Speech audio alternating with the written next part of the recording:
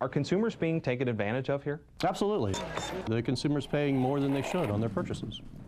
Tricky taxes. IT-Mate uncovers serious questions about how retailers across Indiana are calculating the state's cut at the register.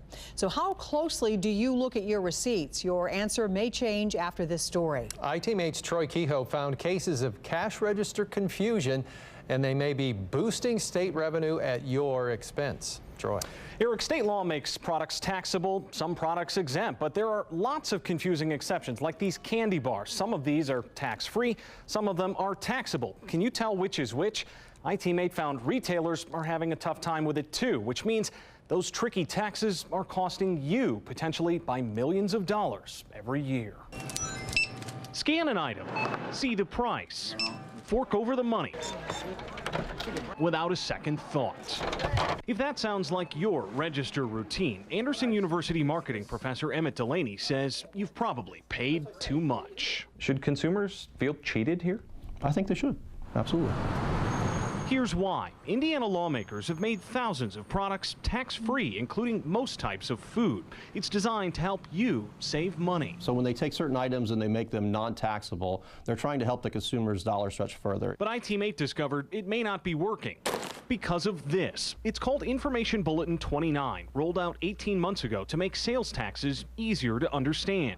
Except Delaney says it didn't. There doesn't seem to be a great deal of logic behind it. Here's proof. State law says candy is taxable, and sure enough, there they are on the bulletin. Heath bars, chocolate chips, even fruit roll-ups and flaked coconut. They all get an extra 7% tacked on. But that very same bulletin also says products like Crunch bars, Kit Kats, and Twix bars aren't taxable.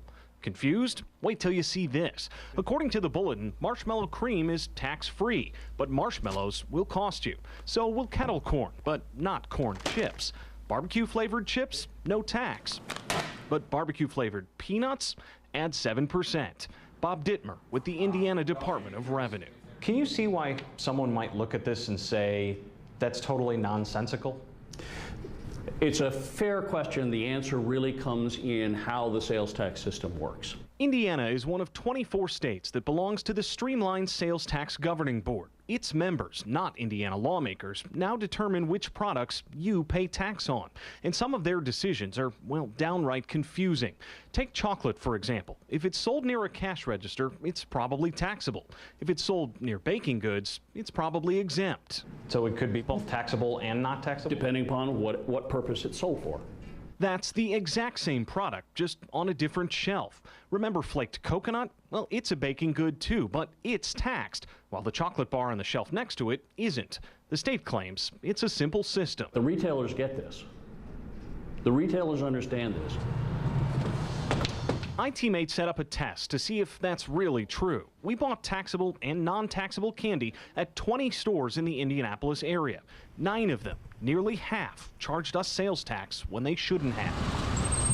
When we went back to get answers, some stores pleaded ignorance. It's confusing.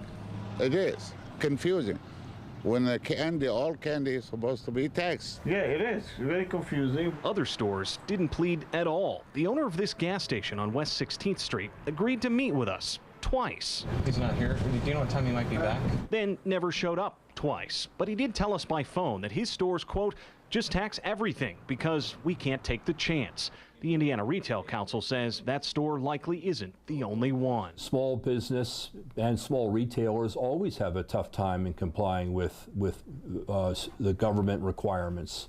It's not because of a lack of will. I mean, I think in this instance, maybe the lack of technology. But IT-Mate found problems at big chain stores too. Thornton's, Big Lots, and Kroger all overcharged us for some non-taxable products.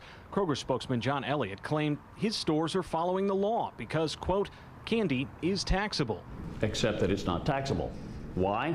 Because the Streamlined Sales Tax Board decided that anything that uses flour in its ingredient is a food item and therefore not taxable. And that affects lots of products beyond just candy, which left us with another question. What happens to all that tax money that retailers collect in error? Well, stores are entitled by law to keep a small percentage of it. Is it possible the rest ended up in state coffers? It's not only possible, it's likely. You're saying it's not just possible, but likely that the state has some revenue collection that it's not entitled to? I would suspect that that is true. We wouldn't have any way of knowing that until we conduct audits. And that's the key part. Without those audits, the state says it has no idea how much of your extra revenue it's gotten.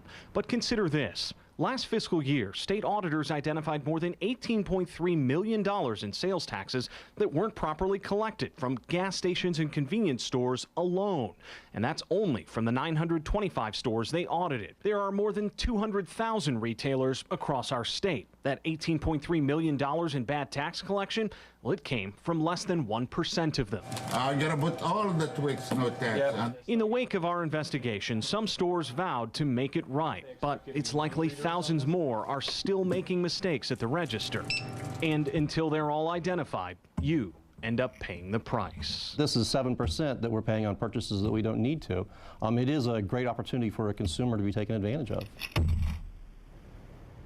And it all adds up. Remember, that $18 million in uncollected taxes came from just 1% of Indiana's stores. Imagine how many more discrepancies still might be out there. So what can you do to protect yourself? Well, rule number one, Eric and Debbie, is to check your receipts every purchase, every time. If you do see something suspicious, you can fill out this form from the Department of Revenue.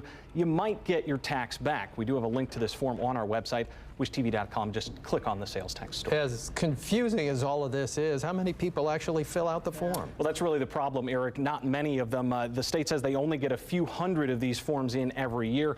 Most people think it's not worth the effort to fill all of this out for 7 cents on the dollar, but add up a few hundred of those transactions every year, you just might change your mind. Yeah, it's a lot of money. All right. Troy, thank you very much.